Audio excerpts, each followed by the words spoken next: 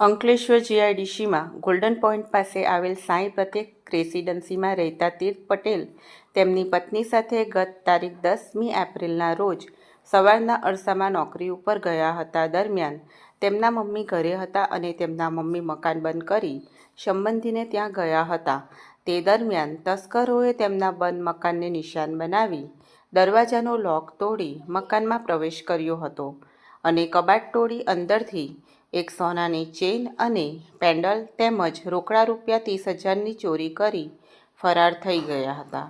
તેઓ સાંજે પરત ફરતા મકાનમાં ચોરી થઈ હોવાનું માલુમ પડતા તેમણે તાત્કાલિક જીઆઈડીસી પોલીસ મથકમાં જાણ કરતા પોલીસ કાફલો આવી પહોંચ્યો હતો.